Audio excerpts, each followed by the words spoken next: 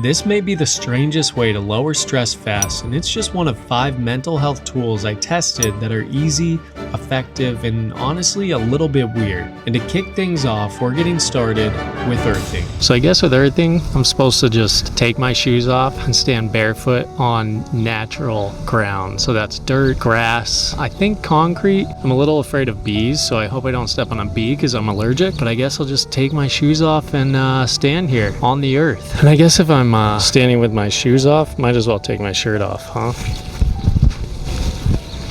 10 minutes seems good. We naturally carry an electric charge in our bodies, and when that charge gets out of balance, it can mess with our mood, stress, and even sleep. But the earth has its own natural charge too, and when we touch our skin to the ground, it can actually help rebalance us. This is called earthing, and it's been shown to lower stress, improve sleep, boost mood, and help you feel more present in your body. Plus, it's a great excuse to unplug and reconnect with nature. It's hard to say if I felt anything because you're kind of just standing there barefoot, which I feel like I've done plenty of times in my life. But overall, I think there's such a benefit to being as close to nature as possible. I really believe we're all connected. We're connected with the earth, and you're touching the earth's surface and you're tapping into that frequency. I think you really feel that. So overall, I love it. I rate it 8 out of 10. Next up is EFT tapping. And if you deal with anxiety or overthinking, this may be one of the fastest ways to calm yourself down. So I started reading this book, and it's basically a 30-day tapping program, and it's supposed to help you create the life you want while reducing stress and anxiety and making you healthier and happier. But it's basically like emotional acupressure, where you tap specific parts of your body, and while you're doing that, you're expressing how you're feeling without judgment, so that instead of bottling it up, you're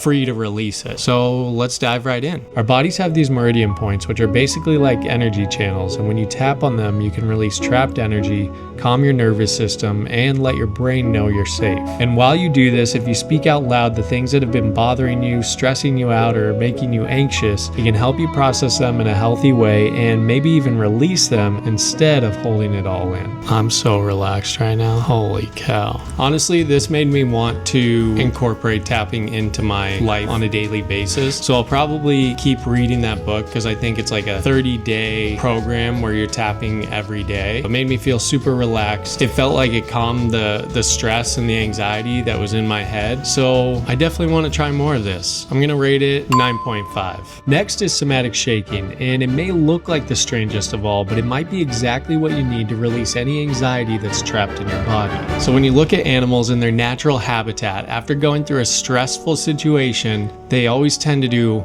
the same thing: shake their bodies. And as humans do, we've turned it into a therapeutic practice. The idea is you progressively shake different parts of your body until you're fully shaking for about 5 to 10 minutes, and then settle back down. You can think of somatic shaking as a way to complete the stress cycle. When something stresses us out, it can send our body into fight or flight, which gives us this surge of energy to prepare us to move. But most of the time we don't, and instead we sit still and try to calm down. So that energy gets stuck in our system and makes us tense, anxious, and on edge. So shaking is just a way to let that energy out and allow your body to reset so you can come back to feeling calm. I worked up a sweat with that one. I can absolutely see this being extremely helpful, especially when you're feeling anxiety, because when you do feel anxious, it gives you basically a shot of adrenaline and you have all this energy, and when we try to contain it, it's just like trying to put a cap on a fire hose. And so I feel like this is that release that is much needed in situations like that. This may not be something I do every day, but a couple times a month. So I'm going to give somatic shaking 8 out of 10. Up next, if your body is tense from anxiety or stress, you gotta try progressive muscle relaxation. So when we're stressed out, it causes tension in our body,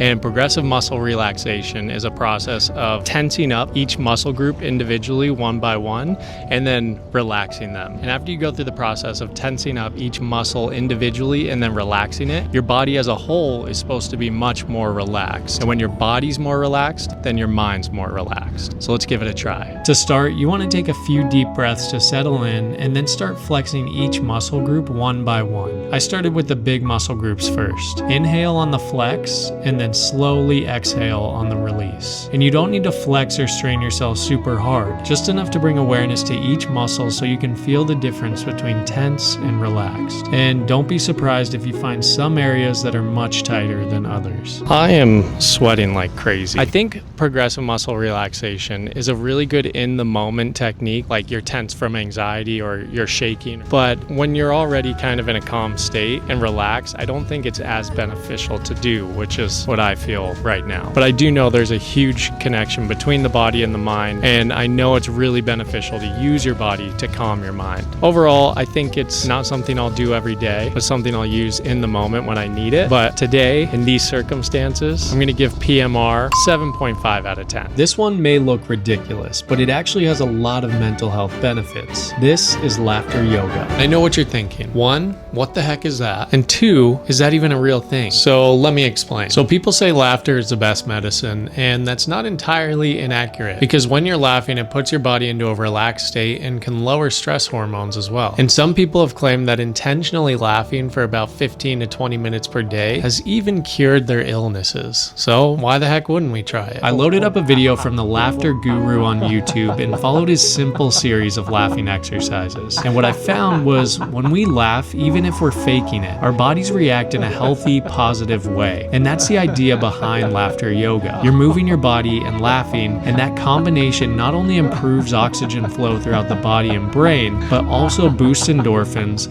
lowers stress hormones, and activates your parasympathetic nervous system, which is the one that helps you relax. So as crazy as this looks, it could actually have a huge impact on your mental health, both in the moment and over time. Okay, you feel so silly from fake laughing so hard that it makes you laugh at yourself for being so silly. You can make yourself feel good by using your body. And this is just another way to make yourself feel good and release happy chemicals in your body. I think if you did this every day, there would be a lot of positive benefits to it. The question is, am I willing to fake laugh every day?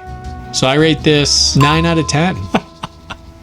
Let me know what you want me to try next. The algorithm picked this video for you to watch next, so it might be worth checking out, right?